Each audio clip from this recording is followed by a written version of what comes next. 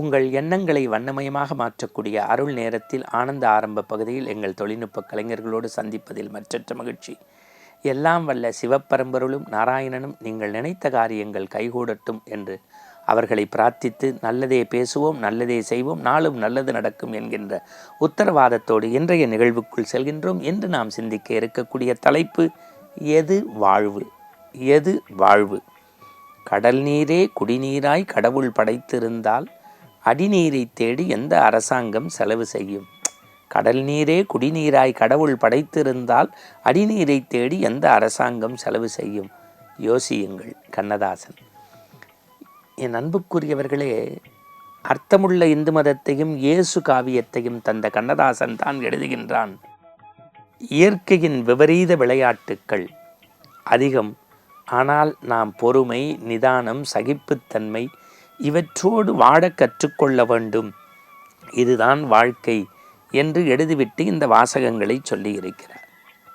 நாம் வாழ்க்கை என்றால் என்ன நினைத்து கொண்டிருக்கிறோம் என்றால், படகு போன்று காரில் செல்வது, மாடி மீது மாடி வெற்று கட்டுவது, பர்சு நிறைய பணத்தை நிரப்புவது, செல்லும் இடமெல்லாம் உணவு விடுதிகளுக்கு சென்று விதமிடமாக உணவை உட்கொள்வது, நினைத்த மாத்திரத்தில் உடைகளை மாற்றி மாற்றி பிறரை மயக்குவது, பரவசப்படுத்துவது, உள்ளத்தில் மகிழ்ச்சி பட்டாம்பூச்சியை பறக்க விடுவது, இதுதான் வாழ்வா?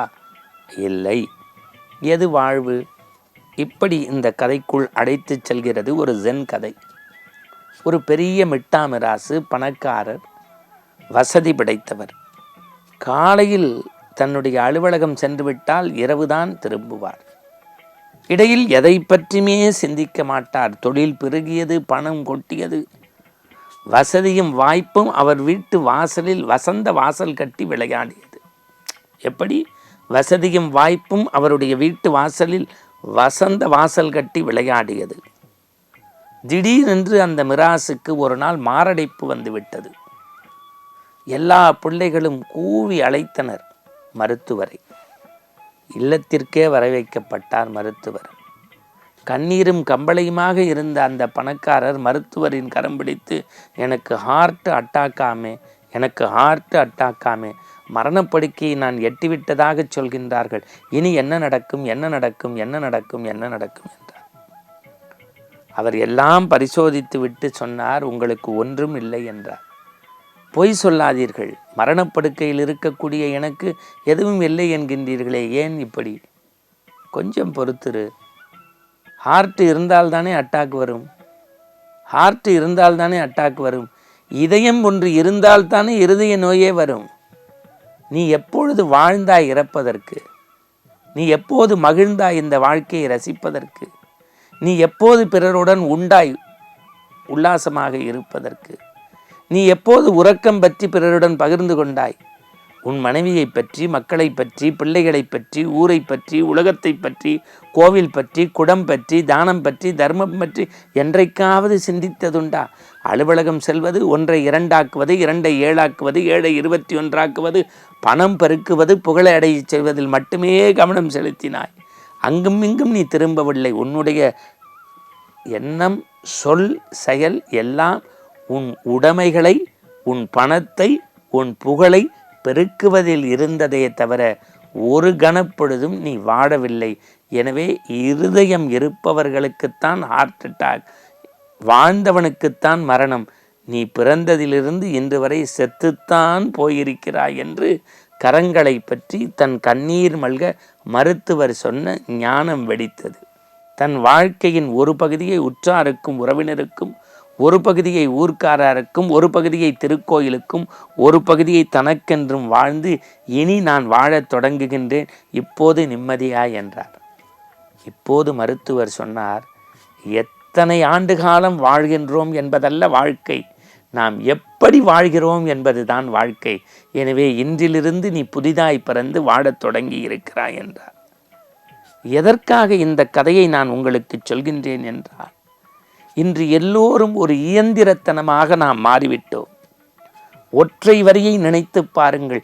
எல்லோரும் மனிதர்கள் நடந்து போன போது நாயும் நரியும் ஓநாயும் போகின்றது என்று சொன்ன ஒற்றை சாது ஒரு மனிதன் போகின்ற போது மனிதன் போகின்றான் என்று சொன்னதற்கு என்ன காரணம்? பயிர்கள் வாடியதைக் கண்டு வாடிய பயிரை கண்டபோதெல்லாம் வாடினேன் என்று வள்ளல் பிரான் வாழ்ந்தாரே, அதுதான் வாழ்க்கை. பக்த துக்காராம், இந்த வாழ்க்கையில் எல்லாம் நிலையற்றது, ஆண்டவன் திருநாமம் மட்டுமே நிலையானது என்று சொன்னாரே துக்காராம், அதுதான் வாழ்க்கை. எல்லாவற்றிற்கு மேல் பற்றை துறந்து ஞான மார்க்கம் அடைவதற்கு தானமும் தர்மமும் உதவியும் ஊரோடி ஒட்டி வாழ்வதும் தான் உன்னதம் என்று இந்த மண்ணுக்கு சொன்னாரே ராகவேந்திர சுவாமிகள், அதுதான் வாழ்க்கை. அமைதியும் பொறுமையும் இரண்டு வெடிகள் போல, அமைதியும் பொறுமையும் இரண்டு வெடிகள் போல என்று தண்ணீரை எண்ணெயாக்கி விளக்கேற்றியதும் தானத்தையும் தர்மத்தையும் செய்தும் ஊரினுடைய காலராவை ஒற்றை கோதுமை மாவை அரைத்து காத்ததும் சின்ன சின்ன பாதத்தாய் சிங்கார பாதத்தாய் தவ வாழ்க்கை வாழ்ந்து இதுதான் வாழ்க்கை என்று வாழ்ந்தாரே சாய்நாதர், அதுதான் வாழ்க்கை.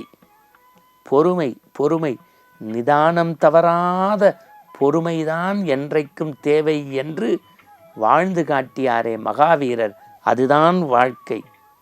ஆசையை துற, பற்றுக்கு முற்றுப்புள்ளி வை என்று எல்லா வசதியும் இறந்தபோது துறந்து அமைதி நிலைக்கு வந்து தவ வாழ்க்கை மட்டுமல்ல புதிய வாழ்க்கையை புதிய பூலோகத்தை படைத்தாரே புத்தர், அதுதான் வாழ்க்கை.